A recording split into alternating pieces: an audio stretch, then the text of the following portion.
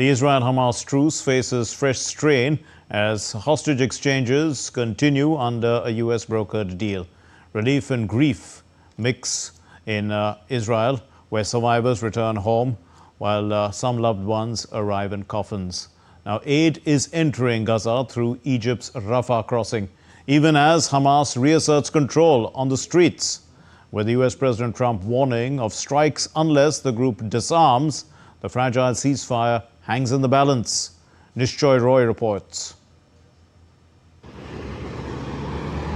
In a region where diplomacy balances on the edge of conflict, the Israel-Hamas Truce faces fresh strain.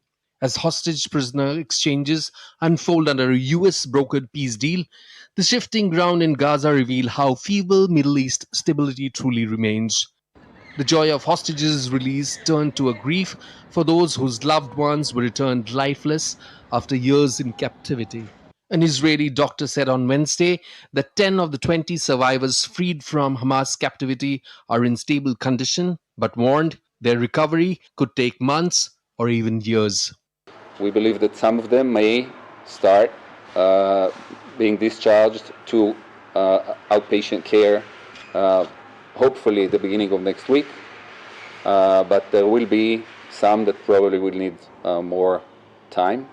We focus both on their physical care, medical, nutritional, and so on. The Israeli Defense Forces on Wednesday confirmed that a body handed over by Hamas under the ceasefire deal was not among the hostages. 3 slain Israelis, Tamer Nimrodi, Uriel Baruch, and Itan Levi, were identified among the 4 bodies returned. So far, Hamas has released 20 living hostages and 8 bodies under the US-brokered Gaza peace deal, while 20 more bodies are yet to be handed over as per the agreement. Hamas, the terror organization, is required to uphold its commitments to the mediators and return all of our hostages as part of the implementation of this agreement. We will not compromise on this, and we will spare no effort until our fallen hostages return, every last one of them.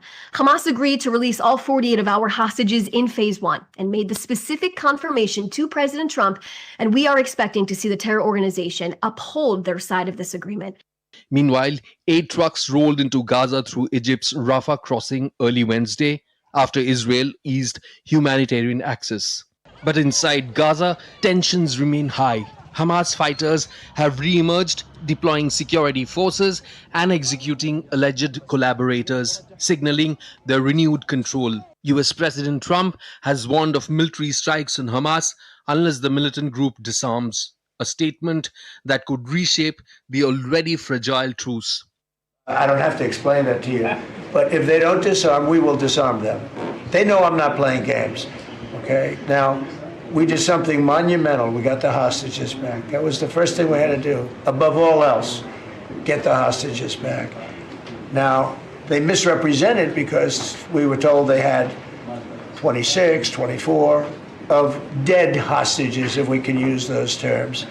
As aid rolls into Gaza and grief unfolds across Israel, relief and loss define the uneasy calm.